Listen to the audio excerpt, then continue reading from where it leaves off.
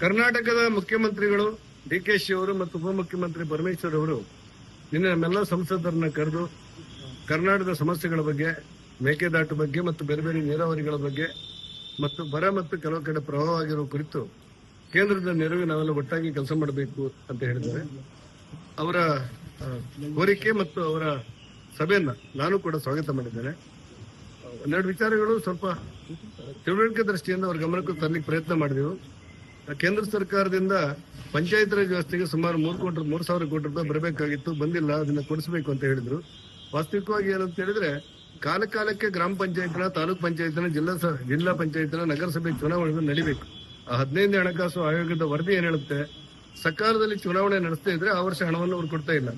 ಆ ಹಿನ್ನೆಲೆಯಲ್ಲಿ ನಾನು ರಾಜ್ಯ ಸರ್ಕಾರ ಆಗ್ರಹಪಡಿಸಿದ್ದೇನೆ. ನಿನ್ನೆ ಕೂಡ, ಇವತ್ತು ಕೂಡ ನಾನು ಸರ್ಕಾರಕ್ಕೆ ಮನವಿ ಮಾಡುವುದೇನೆಂದ್ರೆ, ಕಾಲದ ಪಂಚಾಯತ್ ರಾಜ್ ಚುನಾವಣೆಯನ್ನ ಬೇಗನೆ ನಡೆಸಿದ್ರೆ 15ನೇ ಹಣಕಾಸು ಹಣ ಬಿಡುಗಡೆ ಮಾಡಲಿಕ್ಕೆ ಕೇಂದ್ರ ಸರ್ಕಾರಕ್ಕೆ ಅನುಕೂಲ ಆಗುತ್ತೆ. ಸುಮಾರು 3-4 ವರ್ಷಗಳಿಂದ ಪಂಚಾಯತ್ ರಾಜ್ ವ್ಯವಸ್ಥೆ ಮತ್ತು ನಗರಾಡಳಿತ ಸಮಸ್ಯೆಗಳು 1 ಲಕ್ಷ ಜನಪ್ರತಿನಿಧಿಗಳಿಗೆ ಅವರ ಅವಕಾಶದಿಂದ ವಂಚಿತರಾಗಿದ್ದಾರೆ ಮತ್ತು ಜನಸಾಮಾನ್ಯರ ಸೇವೆ ಮಾಡಲಿಕ್ಕೆ 1 ಲಕ್ಷ ಜನಪ್ರತಿನಿಧಿಗಳು ವ್ಯವಸ್ಥೆಯಿಂದ ಹೊರಗಿದ್ದಾರೆ. ಹಾಗಾಗಿ ಸ್ಥಳೀಯಾಡಳಿತಕ್ಕೆ ಹೆಚ್ಚು ಶಕ್ತಿ ಕೊಡುವ ದೃಷ್ಟಿಯಿಂದ ಆದಷ್ಟು ಬೇಗ ಚುನಾವಣೆ ನಡೆಸಬೇಕು ಅನ್ನೋದು ನನ್ನ ಆಗ್ರಹ ಮತ್ತು ಕೋರಿಕೆ. ಈ ಹಿನ್ನೆಲೆಯನ್ನು ಸರ್ಕಾರ ಗಮನಿಸ್ತದೆ ಅಂತ ನನ್ನ ಭಾವನೆ. ಅದರ ಜೊತೆಯಲ್ಲಿ ಕೇಂದ್ರ ಸರ್ಕಾರಕ್ಕೆ ಏನೇನು ಕೇಂದ್ರ ಸರ್ಕಾರದಿಂದ ಮತ್ತು ನಮ್ಮ ಎಂಪಿಗಳಿಂದ ಏನೇನು ನೆರವು ಬೇಕೋ ಅದನ್ನೆಲ್ಲ ರಾಜ್ಯ ಸರ್ಕಾರಕ್ಕೆ ನಾವು ನೀಡ್ತೇವೆ ಅಂತ ಹೇಳಿದ್ದೇವೆ.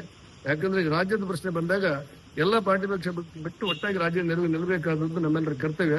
ಅದರ ಜೊತೆಯಲ್ಲಿ ಕೇಂದ್ರದಿಂದ ಬಂದಿರುವಂತಹ ಆಯುಷ್ಮಾನ್ ಭಾರತನ ಅನುಷ್ಠಾನದಲ್ಲಿ ವಿಳಂಬ ಆಗಿ ಜನರಿಗೆ ತೊಂದರೆ ಆಗ್ತಾ ಇದ್ದೇವೆ ಅನ್ನೋದನ್ನು ಹೇಳಿದ್ದೇವೆ. PM ರಾವತ್ ಅಂದ್ರೆ ಅಪಘಾತ ಆದ ತಕ್ಷಣ ಯಾವುದೇ ಆಸ್ಪತ್ರೆಗೆ ಸೇರಿದ್ರೆ ಕೇಂದ್ರ ಸರ್ಕಾರ 1.5 ಲಕ್ಷ ರೂಪಾಯಿ ಕೊಡುತ್ತೆ. ಕರ್ನಾಟಕದಲ್ಲಿ ಅದನ್ನು ಅನುಷ್ಠಾನಕ್ಕೆ ವಿಳಂಬ ಮಾಡಬಾರದು ಅನ್ನುವಂತ ಆಗ್ರಹವನ್ನು ಮಾಡಿದ್ದೇವೆ.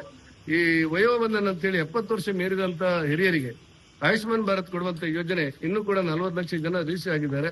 ಅವರಿಗೆ ಕೂಡ ಇನ್ನು ಅದನ್ನು ಕೂಡಲೇ ತಕ್ಷಣ ಅನುಷ್ಠಾನ ಮಾಡಬೇಕು ಅನ್ನುವಂತ ಆಗ್ರಹವನ್ನು ಕೂಡ ಮಾಡಿದ್ದೇವೆ.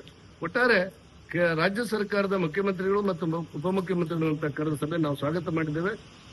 ಕೇಂದ್ರದ ಪರವಾಗಿ ಎಲ್ಲ ನೆರವನ್ನ ರಾಜ್ಯಕ್ಕೆ ಕೊಡ್ತೇವೆ ಅನ್ನುವಂತ ಮಾತನ್ನು ಹೇಳಿದ್ದೇವೆ.